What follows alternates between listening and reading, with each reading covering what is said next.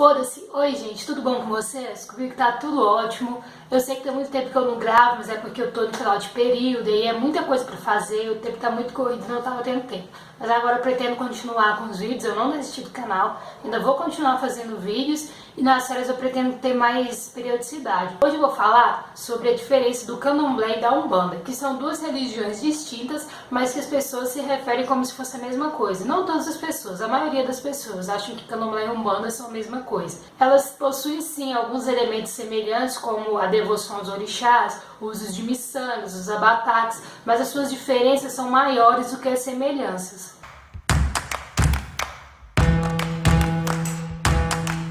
Para começar a destrinchar a diferença de cada uma, eu vou iniciar falando da origem do candomblé e da origem da umbanda. O candomblé é de origem africana e foi trazida para o Brasil pelos escravos na época colonial.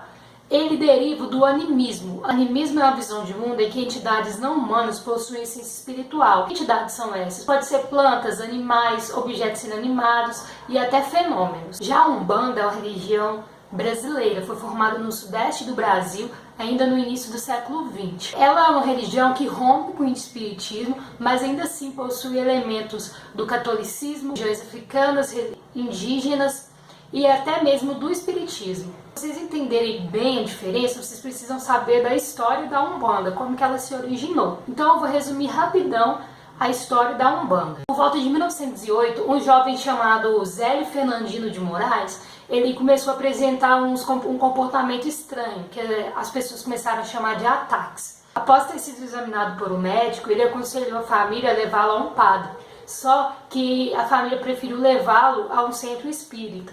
Aí a família levou ele em uma federação espírita na cidade de Niterói. Chegando lá, ele começou a incorporar vários espíritos que se apresentavam como negros escravos e índios.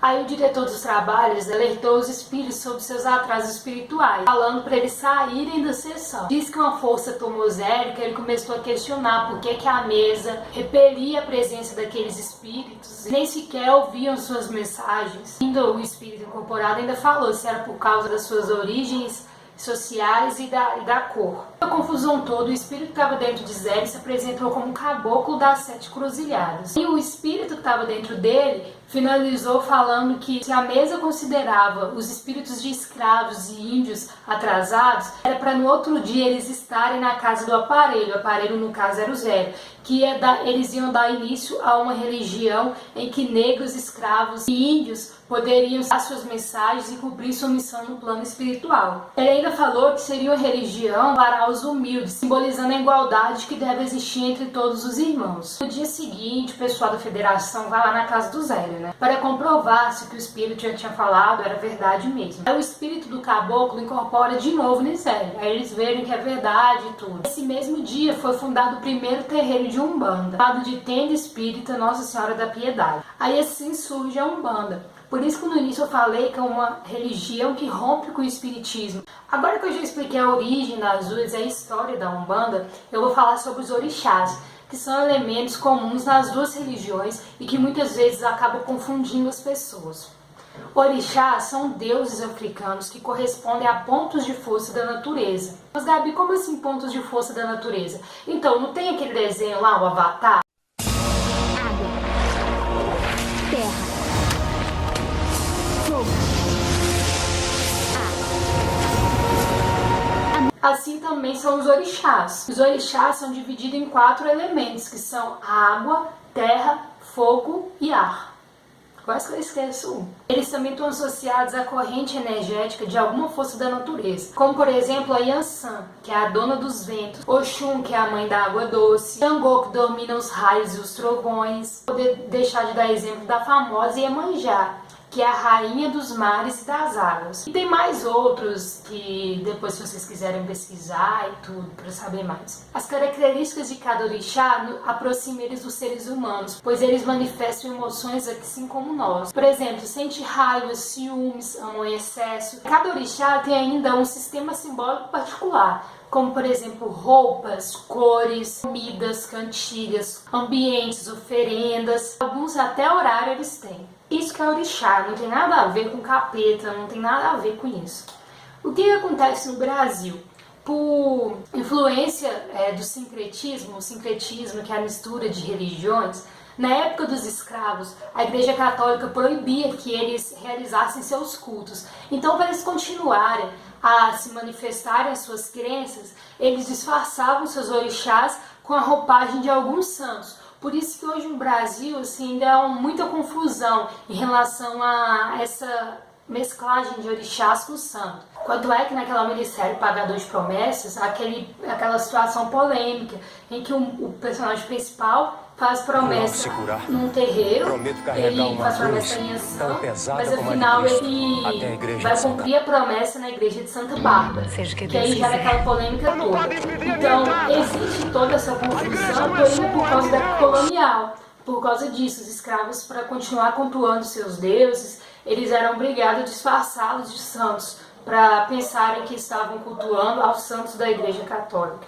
Agora que eu já expliquei o que é orixá, eu vou explicar a diferença dos rituais entre Umbanda e Candomblé. A Umbanda trabalha com espíritos, entidades que são guiadas pelos orixás, como que aconteceu com o Zélio, da história que eu contei. Esses espíritos podem ser de caboclo, de preto velhos, de escravos, de baianos, de indígenas, de pombagira e entre outros. Então são essas entidades que comandam a gira. São essas entidades também que realizam os batismos, os passes, descarregos. Por curiosidade, essas entidades elas fazem uso também de fumo e do álcool. Já no Candomblé, eles não trabalham com os espíritos. O que acontece lá é o seguinte, tem o iniciado, né? O iniciado é uma pessoa que tem que passar por um processo para ele poder receber as energias do orixá dentro dele, entendeu? E essas energias fazem com que o iniciado entre em transe. Esse transe é completamente diferente da manifestação dos espíritos que ocorre na Umbanda. Nesse transe, o iniciado ele apenas dança ao ritmo do orixá, ele não fala, não fuma, não bebe, não dá consultas. Eles apenas chegam, referenciam seus babalorixás, que depois eu vou falar o que é, dançam no seu ritmo e pronto, nada mais. Os toques também possuem diferença. Na Umbanda, os toques de abataque são realizados com as mãos e acompanhados de música, de cantos na língua portuguesa. Já no Candomblé, os toques variam de nação para nação. Na Umbanda, eles trabalham com 9 orixás, lembrando que na Umbanda não existe incorporação de orixás, e sim de espíritos. Já no Candomblé, eles reverenciam no mínimo 16 orixás, chegando de ser de 21 a 70 e tantos. Os sacerdotes também têm suas diferenças. Assim como na Igreja Católica tem o padre, na Igreja Evangélica tem o pastor, na Umbanda tem um, no Candomblé tem outro. O sacerdote da Umbanda ele pode ser chamado de pai de santo, pai de terreiro, mãe de terreiro, cacique ou simplesmente dirigente. Já no Candomblé, o sacerdote é chamado de babalorixá. As mulheres são chamadas de alorixá. Só pode utilizar esses títulos quem fez todo o preparo para poder estar ali. Não é qualquer um que pode chegar e falar que é um babalorixá. Você também não pode chegar num terreiro de Umbanda e chamar o pai de santo de babalorixá e vice-versa. São essas principais diferenças entre Candomblé e Umbanda. Se você quiser saber mais, é só entrar no Google e pesquisar que vai ter muita coisa. Eu também vou deixar aqui o link dos sites que eu utilizei para poder tirar o conteúdo para esse vídeo. O que acontece no Brasil é que a forte influência do catolicismo na história do país faz com que tenhamos preconceito contra essas religiões. Na época do Brasil colônia, os índios e escravos sofreram muito com a elite portuguesa, que trouxeram os padres para poder catequizá-los, impedindo deles de exercer suas crenças e seus cultos, como foi dito no início dos vídeos. E antes que você pense algo, venha me julgar e tudo, eu não estou criticando quem é cristão, quem é evangélico, quem é de outra religião. Eu só estou falando o papel que a igreja teve na nossa colonização, os estigmas que ela deixou e que são persistentes até hoje no nosso cotidiano. Eu quero com o vídeo poder esclarecer alguns estigmas que a nossa sociedade tem hoje. Como, por exemplo, quando a gente fala Exu perto de um grupo de pessoas, determinado grupo de pessoas, eles vão ficar loucos, vão falar que está falando do capeta, para de falar isso, que isso é coisa do capeta, que é não sei o que.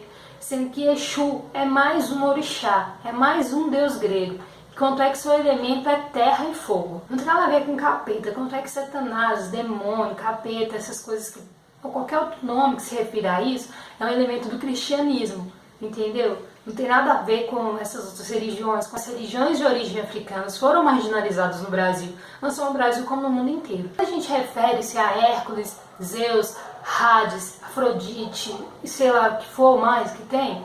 a gente sempre lembra daqueles lindos filmes de Hollywood, onde a mitologia grega, a mitologia europeia, ela é romantizada. Agora, quando referimos a orixás, a gente demonializa a imagem deles. Aposto que você nunca assistiu um filme de mitologia africana, mas tem, se você pesquisar na internet, tem. Quanto é que foi lançado recentemente um filme dos orixás. Eu vou deixar o link aqui embaixo para quem quiser ter curiosidade de assistir. O vídeo é isso. O meu canal vai ser sobre assuntos culturais, socioculturais. Eu vou falar de meio ambiente. Você não assusta se depois vier um vídeo de animais em extinção e tudo. Eu quero falar sobre esses assuntos, entendeu? Então, o vídeo é isso. Se você gostou, já sabe, dá um like, compartilha aí com seu amigo, mostra aí para as pessoas que não sabem a diferença entre Umbanda e Candomblé, que às vezes utiliza a imagem das religiões. Então, é isso. Espero que vocês tenham gostado. Se inscreva no canal, que é muito importante. A cada inscrito, a cada like que vocês dão no vídeo, nossa, é muito importante, sério mesmo, é muito gratificante. Então é isso, muito obrigada se você assistiu até aqui. Um beijo e até a próxima.